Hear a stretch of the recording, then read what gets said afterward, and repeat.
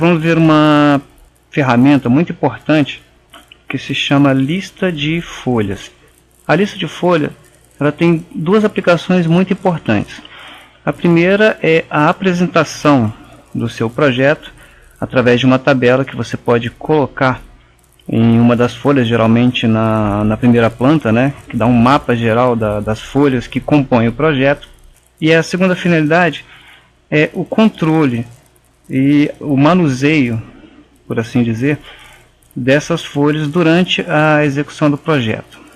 Nesse projeto que estamos usando como referência para esse capítulo, eu tenho 5 folhas básicas e para construir a lista de folhas desse projeto, eu venho aqui no menu Vista, em Tabelas, e eu tenho aqui, olha, Lista de folhas, que nada mais é do que uma tabela convencional. Eu vou adicionar aqui 2 campos que são o número da folha e o nome da folha. Clique em adicionar e vou dar OK. Ele imediatamente vai me criar uma tabela com os dados atualmente disponíveis no projeto. Reparem que esses campos número de folha e nome da folha são campos que pertencem às folhas. Então, por exemplo, eu vou abrir essa folha aqui, eu vejo que aqui no cabeçalho eu tenho o número do projeto e o nome da folha. Então a primeira aplicação que a gente já pode ver aqui é que na própria tabela, né, lista de folhas, eu posso alterar os dados do projeto. Vou abrir esse campo aqui um pouco mais. E aqui, por exemplo, eu quero colocar só lista de folhas. Ok? Quando eu dou Enter, automaticamente lá na minha folha ele alterou o título do projeto. Da mesma forma, lá na tabela lista de folhas, eu posso alterar a numeração das plantas. Eu posso colocar, por exemplo, vamos supor que esse projeto vai incluir tubulações, ar-condicionado e elétrica, enfim, outras especialidades. Então eu vou separar aqui, vou chamar essa folha de A00, do Enter, A01, A02 e assim por diante. Automaticamente, lá nas folhas, eu também estarei alterando o número do desenho. Também é possível aqui na própria tabela de lista de folhas inserir novas pranchas, inicialmente como marcador de posição. É o nome técnico dado pelo próprio Revit para essa qualificação. Qual seja, eu reservo uma folha, né, um espaço de folha para uma folha que eu ainda não tenho. Por exemplo, eu tenho aqui, quando eu estou no modo de tabela, eu tenho aqui em linhas, inserir linha de dados. Eu vou colocar aqui, ele acrescentou aqui automaticamente pela numeração A05, e eu vou reservar isso aqui para mapa de esquadrias, por exemplo. Isso não me criou automaticamente uma folha, ok? Eu apenas reservei um espaço para ela, para que quando eu for criar uma nova folha agora, por exemplo, aqui em folhas, eu crio uma nova folha, ele pergunta lá qual modelo que eu vou usar, eu dou OK. Ele criou uma folha já com o próximo número sequencial, que é o 06. Reparem que eu não tenho a folha 05, porque ela foi criada lá na tabela apenas como marcador de folha, ou marcador de posição. Ok? Caso eu queira criar posteriormente esta folha, basta eu ir aqui em nova folha, e em vez de selecionar simplesmente o bloco de margem e carimbo, eu venho aqui, ó, ele já deu, selecione folhas de marcador de posição. Eu falo para ele, ó, agora me cria essa folha que eu estou precisando dela. Ok?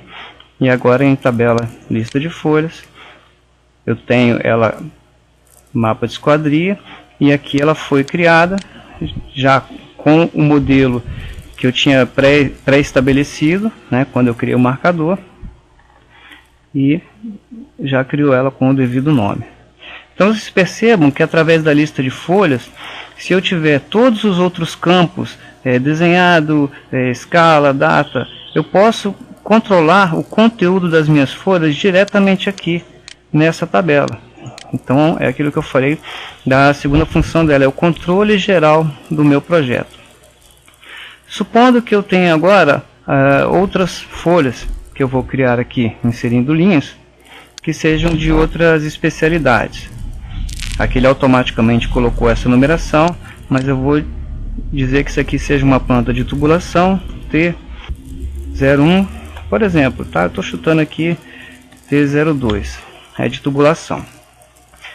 Então eu posso utilizar um dos campos existentes agora para classificar essa tabela. Por exemplo, eu venho aqui em campos, né, e eu posso ter aqui tipo de projeto ou subtipo de projeto, caso eu queira utilizar um dos parâmetros do Revit. Vamos colocar, por exemplo, esse campo aqui, vou adicionar, dá OK, e aí eu coloco esse aqui, arquitetura, e assim por diante. O de baixo eu já vou ter disponível aqui o campo, né? A gente já viu essa propriedade aqui. Esse aqui, por exemplo, vai ser de tubulações, tá? Eu estou chamando tubulações de uma forma genérica. Aqui ele já vai me oferecer as duas opções, arquitetura e tubulações, e eu vou classificando aqui a minha tabela. Ok? Caso eu depois queira filtrar e separar essas tabelas, o que eu vou fazer? Eu vou aqui em classificar e agrupar e peço classificar por, eu escolho aqui tipo de projeto, subtipo, e depois ele automaticamente vai ser por número da folha, mas eu vou colocar de qualquer modo aqui. E em tipo de projeto eu vou pedir para ele adicionar um cabeçalho e vou colocar uma linha em branco e vou clicar em OK. E aí ele me separou, olha lá, arquitetura, que é o cabeçalho, né, e tubulações, tá OK? Um detalhe, se eu retirar o campo aqui, tipo de projeto, remover e der OK, olha lá, ele perdeu aquela propriedade, né, de separação. Vou voltar, ok? Então eu gostaria que mantivesse essa classificação, mas que essa coluna não aparecesse lá na minha tabela de folhas. Então eu simplesmente venho aqui em formatação, seleciono esse campo e peço campo oculto, ok? Ele continua sendo um campo pertencente à tabela, usado como critério de separação, mas ele não irá aparecer na minha tabela. E aí na minha lista de folhas, que pode e geralmente contém imagens, renderizações do projeto, que seria a folha de rosto, né, uma apresentação geral do projeto, eu vou poder aqui inserir a minha lista de folhas simplesmente arrastando a tabela aqui para dentro, e em seguida aquele processo que a gente viu de formatação da tabela, né, começando pelo estilo de texto e assim por diante, toda a formatação que eu desejar. Suponhamos agora que eu tenho a minha lista de folhas criadas, mas numa determinada fase do projeto eu preciso emitir esse projeto e ainda não concluí, por exemplo, o mapa de esquadrias. Então eu posso desejar omitir uma folha dentro da tabela. Então eu vou clicar na folha desejada, não preciso abri-la, tá? E as propriedades aqui passam a ser as propriedades da folha. E aqui tem um item, aparece na lista de folhas, eu clico em não, aplicar, e ela, embora continue existindo aqui, ela deixa de aparecer na lista de folhas. É uma manobra que pode ser útil aí, nesse caso que eu mencionei. E isso principalmente porque essa manobra, essa lista de folhas, é aconselhável que ela faça parte do seu template, tá ok? Ou dos seus templates, né? No Revit, de uma forma geral, o projeto ele é tratado como um todo, né? Eu não tenho um projeto para a arquitetura, o outro projeto para tubulações, o outro projeto para ar-condicionado ou para elétrica. O projeto é tratado como um todo. Esse é o conceito que a gente adota quando está falando de BIM, né? Todos os dados do projeto estão concentrados num único arquivo. Posteriormente, quando formos falar de trabalho em grupo, né, de compartilhamento de tarefas, a gente vai ver que a gente pode, por exemplo, pegar uma parte do projeto, tirar do escritório, levar para casa, ou compartilhar com outro escritório, fazer remotamente, e depois a gente traz isso de volta e incorpora num banco de dados único, né? Afinal, BIM é Building Information Modeling, o modeling, né? É a modelagem da informação, das informações da edificação. Ok? Isso é que vai permitir um gerenciamento integrado do projeto, que é a nossa meta final quando tratamos de BIM. Então, é interessante que o seu template ele já contemple, pelo menos de uma forma geral, esta divisão, essa lista de folhas, né? Eu tenho um formato de apresentação de projetos no meu escritório, ainda que, por exemplo, né, como eu mencionei, esse é um projeto muito simples. Eu posso ter planta baixa do térreo, planta baixa do pavimento tipo, planta baixa de cobertura.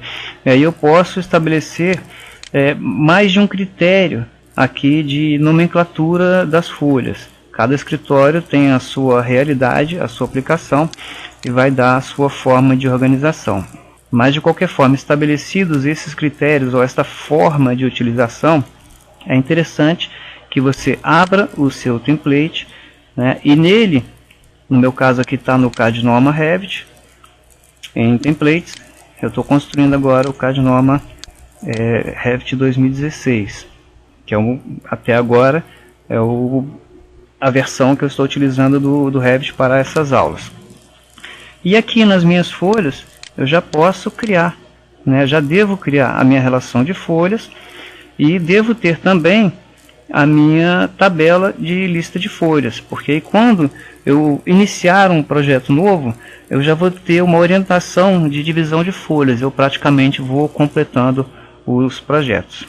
E falando em template, também para aproveitar o restinho dessa aula, para fazer uma atualização de alguns conceitos, né, porque a gente viu templates profundamente quando a gente estava lá no Revit 11 e houve algumas mudanças, né? Então, com relação a templates, quando eu venho aqui em arquivo do Revit criar um novo projeto, tá, ok? Ele me pergunta aqui os arquivos de modelo que eu vou utilizar. Esses arquivos de modelo seriam os meus templates. Para eu disponibilizar, por exemplo, o CAD Norma Revit aqui dentro, qual é o procedimento? Eu venho aqui no R, aqui no Revit, opções, e aqui em locais de arquivo, eu tenho exatamente aqui os meus templates. Eu posso acrescentar aqui, por exemplo, já está configurado para mim o endereço lá dentro do CAD Norma Revit. Eu seleciono aqui, clico em abrir, ok. Então, quando eu for iniciar um projeto novo, ele já vai me oferecer aqui, olha, como opção CAD Norma Revit 2016. Se eu quiser que ele seja a opção default, eu simplesmente vou lá em opções, nos mesmos locais de arquivos, e mudo ele para cima.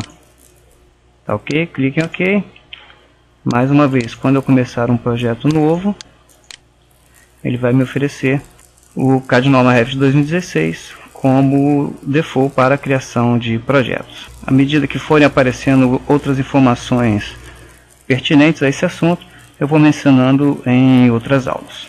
Com relação às dúvidas, eu tenho conseguido responder algumas questões através dos comentários no próprio YouTube, mas o canal preferencial sempre será o e-mail cadnorma@cadnorma.com.br.